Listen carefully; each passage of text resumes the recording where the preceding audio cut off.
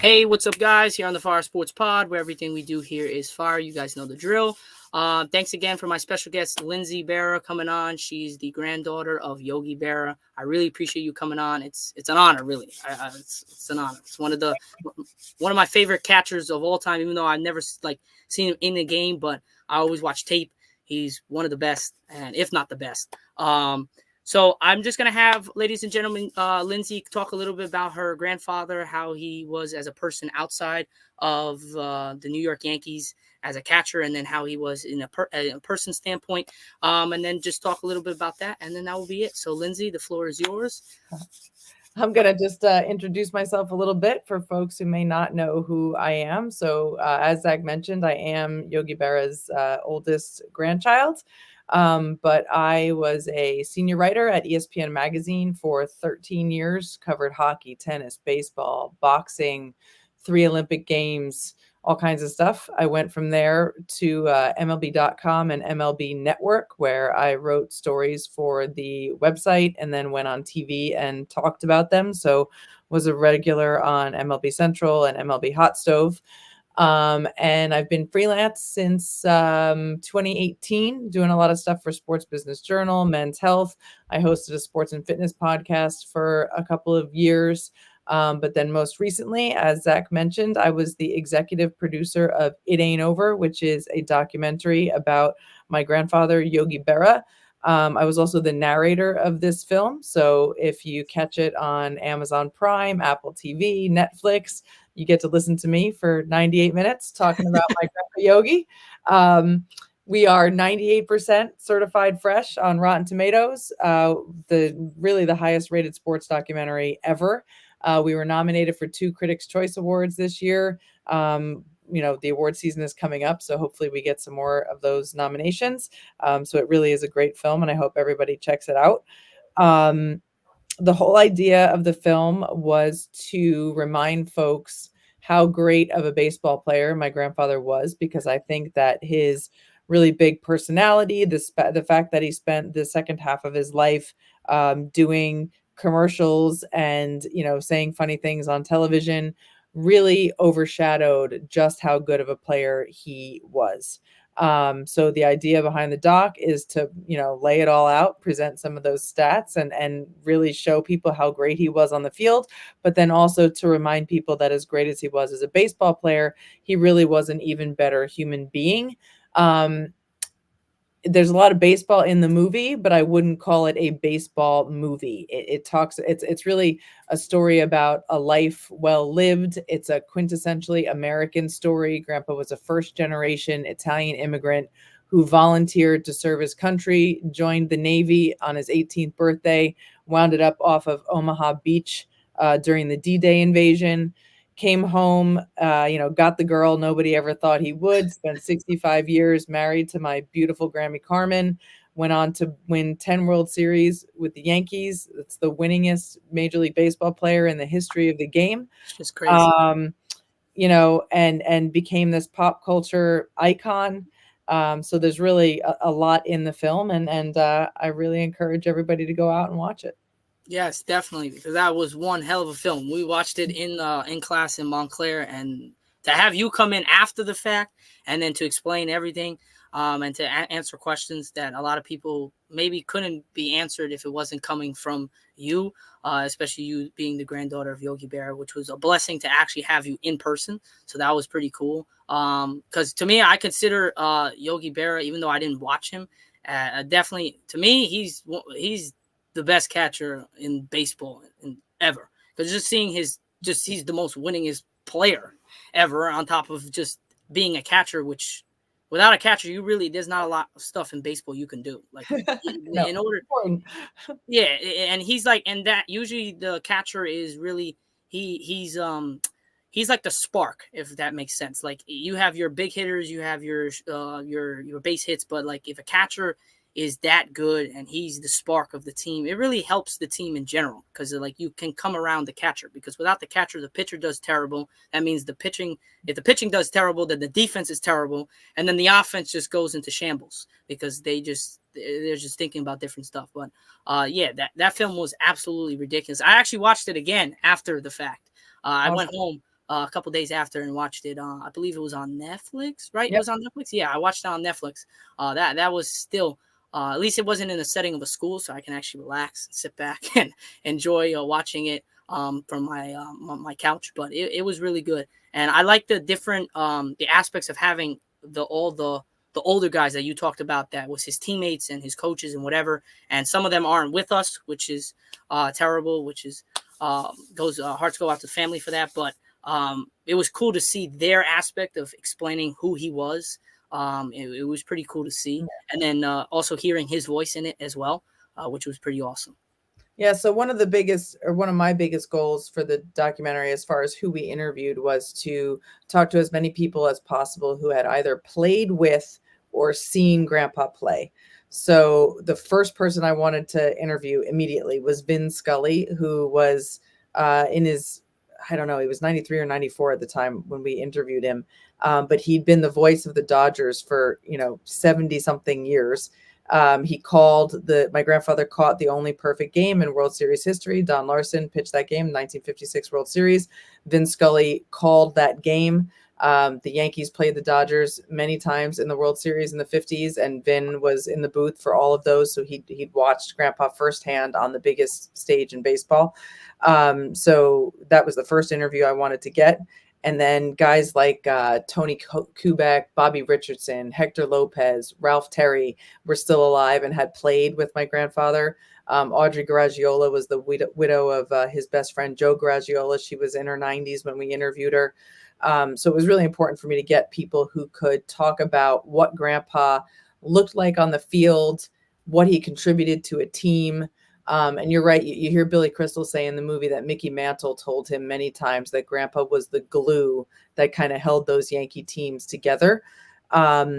People don't, the catcher is certainly running the show. And Yeah, Grandpa did have this great ability to, influence the pitching staff and get the best out of them on any given day, and get the best out of them when they didn't have their best, still be able to get pitchers out or hitters out.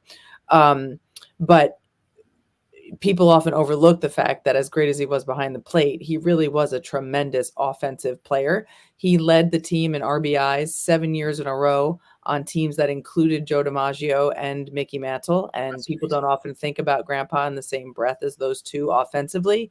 There are only two baseball players in the history of Major League Baseball to have more than 350 home runs and fewer than 500 strikeouts. It's my grandpa Yogi and Joe DiMaggio. Another stat that wasn't in the film that I love was that he finished in the top 4 in MVP voting 7 years in a row. He won 3 of those MVPs. And nobody did that again for 65, 67 years until Mike Trout just did it a few years ago. Yep. And Mike Trout was not catching 120 games a year in a wool suit in the summer, right? So Grandpa was putting up those MVP caliber offensive numbers while being the everyday catcher for a world Amazing. championship team.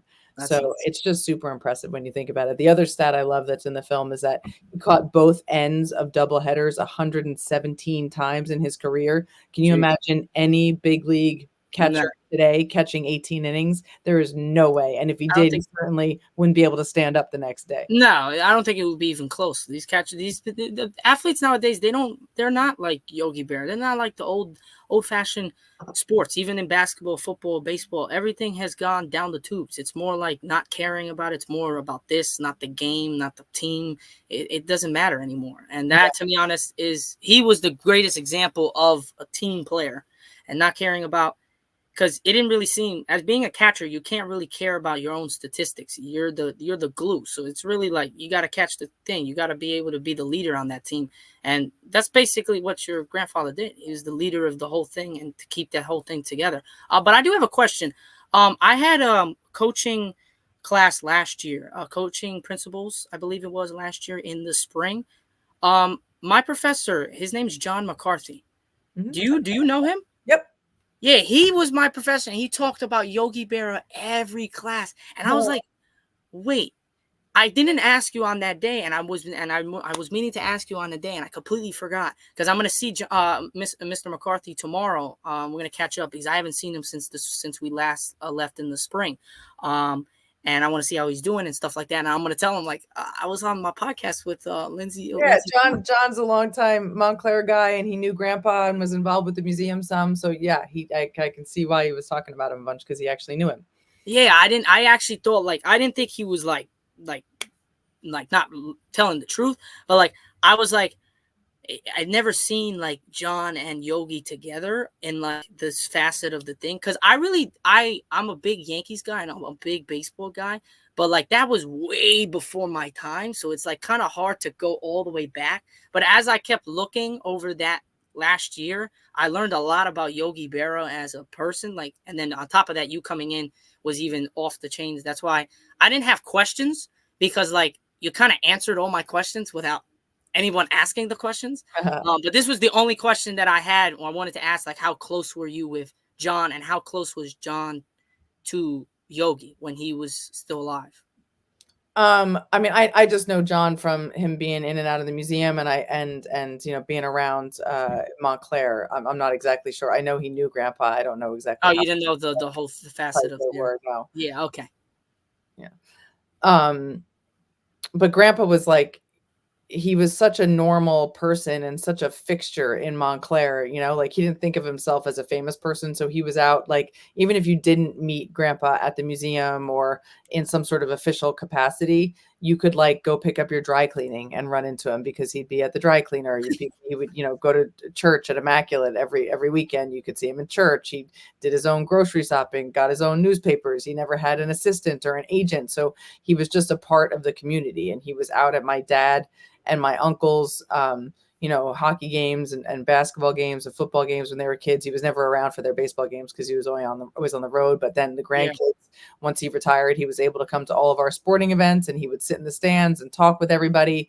He was very approachable. Didn't try to hide from the public at all. He was just like a normal member of the community. So many folks around Montclair and around the university have stories and had the opportunity to actually have a relationship with Grandpa.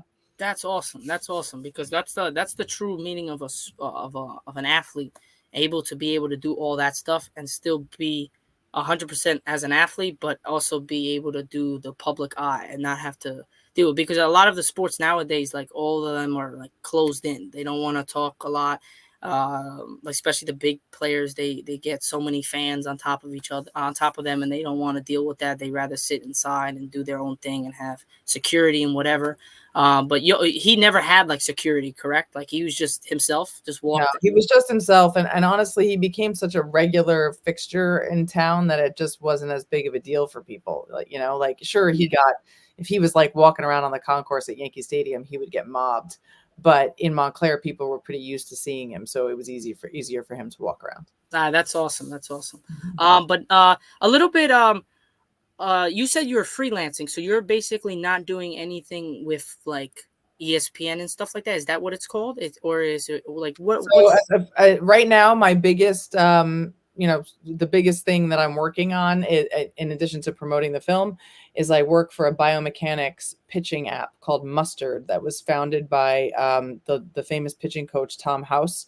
Tom pitched in the big leagues for 9 years, but he was the pitching coach for Nolan Ryan, Greg Maddux, Randy Johnson, a whole bunch of elite pitchers, and then also the throwing coach for Drew Brees, Tom Brady, a lot of the NFL quarterbacks. He's kind of known as the father of modern throwing mechanics. And he started a biomechanics pitching app called Mustard, where you can upload a 2-dimensional video of yourself or your kid or your friend, throwing, and it gives you 11 mechanical variable biomechanics report about your pitching. And in the things that you don't do well in, it gives you a coaching plan on how to improve. And it's really helping a lot of young kids get better and more confident on the pitcher's mound. That's awesome. I didn't know that. That's sick.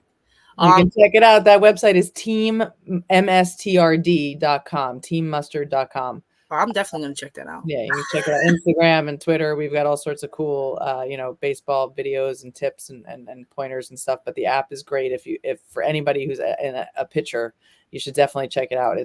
It's free. The base level of the app is free, so you can always get a biomechanics report for free and check out how you're doing.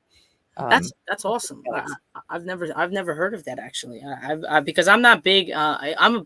Now I'm in social media now because of the podcast. But like before, I had Snapchat, Instagram, but I never post. I don't do nothing. I just like watch sports stuff. That's all I used it for. So now I'm able to like see the platforms of social media and how it's brought people together, but at the same time, it's not as good as people think it is if you use it in the wrong ways. So, Yeah.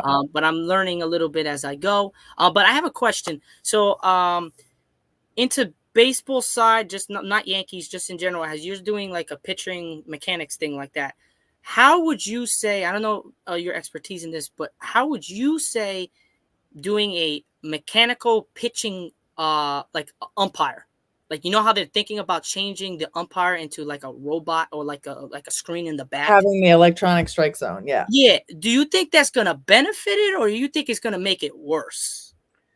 I mean, I think it could make the strike zone a little bit more consistent, but I still think that you need people on the field to, and I actually wrote a story about this back when I was working for Major League Baseball. And one of the big arguments is that it's going to eliminate umpires, but you still need an umpire operating that system. But I also just think you need the umpire on the field to assess situations, diffuse situations, kind of keep the peace and bring all of their years of experience to the field. So I don't think it should eliminate umpires, but I do think it would be a great tool for umpires. Gotcha. And what are your thoughts? I know you haven't really been able to actually sit down and somewhat watch baseball, but you know the pitching clock, right? Yeah. Do you think this year that they implemented it, do you think that's helped baseball a lot more? And it's So made the it pitch faster? clock is the one rule change that I really do like because moving faster is great and it's not just on the pitchers, the batters stepping out and Yeah. fiddling with the Velcro on their batting gloves and adjusting their shin guards and stepping in and stepping out. If you know that pitch is coming up your nose in 1.2 seconds, you're going to get your butt in the box, right? So the pitch clock I've really liked. I am not a fan of the bigger bases. I am not a fan of banning the shift.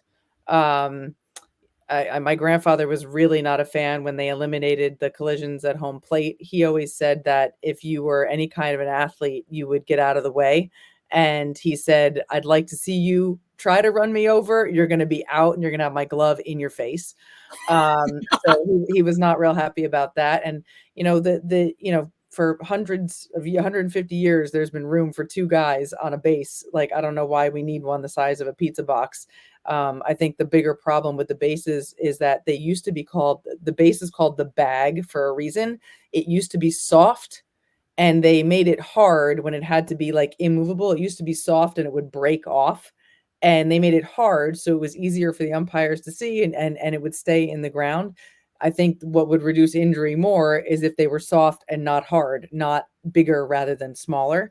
And the shift, like I think that if you can't hit the opposite way to beat the shift, then you don't deserve to be in the big leagues. Grandpa Yogi people always used to tell him that the hitters from his era could never hit today's pitching, that the pitchers from his era could never get the hitters out from the current era. And he would say, all I hear is about how the guys now are bigger, stronger, faster, and more skilled than I was when I played. Well, if that's true, that they're bigger, stronger, faster, and more skilled, then why do we have to make all these rule changes and concessions for them to be able to play the same game I played? It just didn't make any sense to him, and I tend to agree with him. No, I definitely agree with the shift and the bases. I do agree, but on what you said when the bases broke off, wouldn't that still be a problem today, even if they kept the bases, the soft bases? So wouldn't that be even come into question? That's But probably the idea of it breaking off was to prevent like jammed ankles and okay. all of those things. So it makes it harder for the umpire to make the call, but from a safety perspective, it's It's better. better. But Okay. I don't know. Like look, I don't see them going back to soft bags, but I mean that there's a reason it was called the bag for the longest time, and there were fewer injuries when it was soft, right? I So actually did not know that. This is yeah. something I learned actually today. Mhm. But my question, another question for the shift. I've had that problem, especially with just in general, but like especially with lefties or righties, like all you got to do is turn the hips to the left. Now it's easier said than done when the ball's going like 100 miles an hour, but at the same time, like you said, they're when your grandfather played, they're able to do it, but now they're not. Do you Look, think I you think think that it's it's not. analytics? I think it's less that they're not able to. I mean, they do need to practice hitting the ball to the opposite field, but when you hit to the opposite field, you sacrifice power. And there are guys who are powerful enough to hit home runs to the opposite field. That's a very coveted skill to be able to hit a home run to the opposite field. To do it over a shift is like the biggest fu. Like it's great, right? Yeah, But a lot of guys can't. They're not willing to give up the home run power to poke a single or a double the other way, because home runs have become so overvalued in today's game. Everybody wants to hit home runs. Nobody cares about the little, nickel and dime baseball, just moving runners anymore, the money ball aspect of it, right? Power is what people want. Strikeouts are, viewed as insignificant. It's not bad to strike out 300 times a year. and there's yeah. guys, 200 times a year. So I think it's less about skill and more about a willingness to sacrifice power to go the other way. Okay, that makes a lot more sense, because I can never understand why these hitters nowadays cannot hit to the left side, like when the shift was on. And I'm looking at, like, especially in the Yankees in playoff situations over the past couple of years until they changed the shift and they took away the shift. How can you not hit that to the left? Yeah. And, I mean, but maybe in that moment they weren't capable of it either, just because they're so focused on hitting the big home runs that they don't practice going the other way. You're right. You have a little exactly. bit of a different swing. You're gonna shorten your swing. You're gonna move your hips differently, use your hands differently, and it's not something that they practice. And also, you can bunt. Nobody can bunt anymore. Oh my God, it's I ridiculous. was so excited in this round of playoffs to see Arizona and Texas, some of these teams actually bunting the baseball. I was like, people would bunt and I would go nuts, more nuts than anyone would go for a home run. When someone just put down a nicely executed bunt, I was like, thank God. Yeah, because you don't see the little singles or anymore like that get it, because like a single is as big as a home run. If you have bases loading, you get a single. That's a run. Like, Mhm. it's a run score. Like, you get the crazy home run, but like for me, it's like I would take a lot of people that can hit singles, doubles, triples, and then have one or two guys that can hit the home run, and that would be my squad. Like that was a squad I would play baseball with. Like, that's the squad that maybe not even the Yankees, but a lot of teams need, especially San Diego. Like, they have big guys like Soto, Machado, Tatis, and they're all hitting the home. They want to hit home runs. They don't care about the And, little. and and you can tell me until you're blue in the face that a strikeout is no more statistically significant than a ground out or a pop fly, but I will always believe that putting the ball in play is opportunity. There's always a chance a ground ball can squeak through, Yep. a pop fly can drop in, somebody could make an error. Like, things happen when you put the ball in play. When you strike out, the only thing that happens is you walk your butt back to the bench. Exactly. But that's that's all the time I have for you, Lindsay. I really appreciate you coming on. This was awesome. It's great to have the granddaughter of Yogi Berra, one of the best catchers in baseball and the best catcher in Yankees history. So it was great seeing you, great meeting you in Montclair, and definitely we'll see you around. Oh, you there's a thing on December 5th, I believe, correct? Oh In yeah, the so museum. that's it's not the museum. It's actually at the School of Communications at Montclair State. It's the Okay. Montclair State University Film Forum, and they are showing Grandpa's documentary "It Ain't Over" at 6 o'clock. And following the screening, there will be a Q&A with me, my father Larry Berra, who's Grandpa Yogi's oldest son, and our producer Peter Sobolov. So if you guys are on campus, Montclair, on Tuesday night the 5th. Come on out for that at 6 o'clock. And then if you want to check out the movie, I'm going to say it again. You can watch It Ain't Over on Netflix, Amazon Prime, and Apple TV. Lindsay, I'm definitely going to be there because I actually have to do an assignment for one of my classes. And she says that if you're not there, you got to do a feature on an MSU player. I'm like, hell no, I'm going to go there. I've watched it already twice. Don't mind watching it again. I'm gonna have a couple people come out, especially from Montclair, from my class. I'm gonna tell them to definitely get there because it's a great film. See, and that's a good review, folks, because if he's already seen it twice and he's willing to watch it a third time, that tells you that it's pretty entertaining. Exactly. All right. Thank you, Lindsay, for coming on. I appreciate it. I know you're busy, and I'll definitely see you December 5th. Next time I'll see you. Okay. Thanks so much, Zach. Yeah. Thank you. See you. Bye-bye.